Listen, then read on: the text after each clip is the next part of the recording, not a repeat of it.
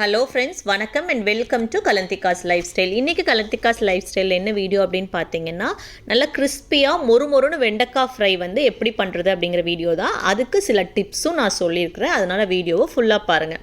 அது மட்டும் இல்லாமல் வெண்டைக்காயோ கத்திரிக்காய் இந்த மாதிரி சில காய்களை வந்து யூஸ் பண்ணுறதுக்கு முன்னாடி அதை எந்த மாதிரி கழுவி நம்ம பயன்படுத்துகிறோம் அப்படிங்கிறதும் டிப்ஸ் உள்ளே இருக்குது. ஃபுல்லாக பாருங்கள்.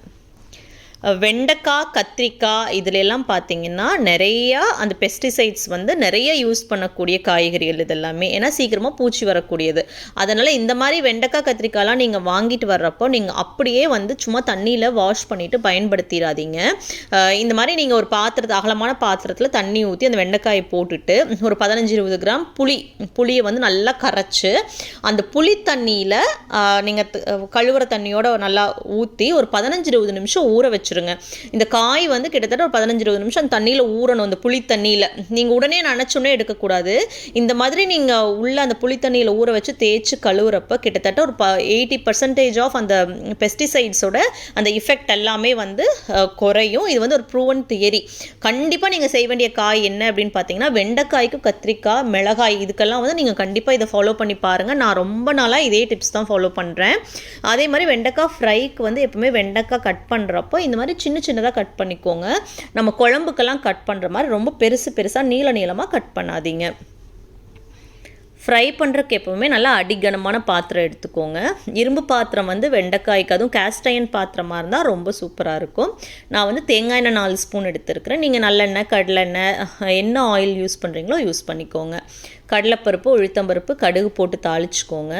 இது நல்லா பொரிஞ்சு வந்த அப்புறமா காஞ்ச மிளகாயும் கருவேப்பிலையும் போட்டுக்கோங்க. ஃபஸ்ட்டு டிப் நம்பர் 1 என்ன அப்படின்னு பார்த்தீங்கன்னா, எப்போவுமே வெண்டைக்காய் நல்லா மொறுவலாக வரணும் அப்படின்னு நினச்சிங்கன்னா வெங்காயம் சேர்க்காதீங்க. ஏன்னா வெங்காயத்தில் இருக்கிற அந்த ஈரப்பதம், அந்த மாய்ஸ்சர் கண்டென்ட் வந்து வெண்டைக்காயை வந்து மொறுமொறுப்பாக்காமல் அந்த வதவதப்போடவே தான் வச்சுருக்கோம்.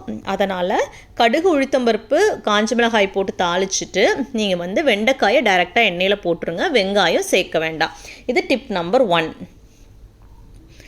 டிப் நம்பர் 2 என்ன அப்படின்னு பார்த்தீங்கன்னா, நீங்கள் வெண்டைக்காயை வந்து எண்ணெயில் போட்ட உடனே ஒரு சிலர் வேலை முடியட்டும் அப்படின்னு என்ன பண்ணுவோம் அப்படின்னா, உடனே உப்பு, மஞ்சத்தூள், மிளகாத்தூள் எல்லாம் இம்மீடியட்டாக போட்டு மிக்ஸ் பண்ண ஆரம்பிச்சிருவோம்.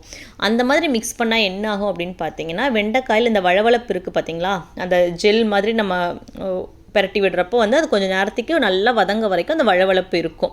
அதனால் அந்த வழவழப்பு இருக்கிறப்பே நீங்கள் அது மேலேயே உப்பு, மஞ்சத்தூள், மிளகாத்தூள் போட்டிங்கன்னா நீங்கள் மிக்ஸ் பண்ணி விடுறப்போ வெண்டைக்காய்க்குள்ளே இருக்கிற அந்த விதையெல்லாம் வெளியில் வந்து நம்ம வந்து உப்பு ஒட்டட்டுன்னு பெரட்டி ரொம்ப ஃபாஸ்ட்டாக பெரட்டி விடுவோம். அதனால் வெண்டைக்காய் மறுபடியும் வந்து குழன்னு ஆயிரும், ஒழியும் மொறுமொறுன்னு ஆகாது. அதனால் எப்போவுமே உப்பு, மஞ்சத்தூள், மிளகாத்தூள் எப்போ போடணும் அப்படின்னா, வெண்டைக்காய் அந்த வளவளப்பு கிட்டத்தட்ட போகிற அளவுக்கு வதக்கிட்டு தான் அதுக்கப்புறம் தான் உப்பு, மஞ்சத்தூள், மிளகாத்தூள் வந்து நீங்கள் போடணும். அதனால் ஸ்டவ்வில் வெண்டைக்காயை பேனில் போட்ட உடனே மேலேயே உப்பு, மஞ்சத்தூள், மிளகாத்தூள் போடாதீங்க.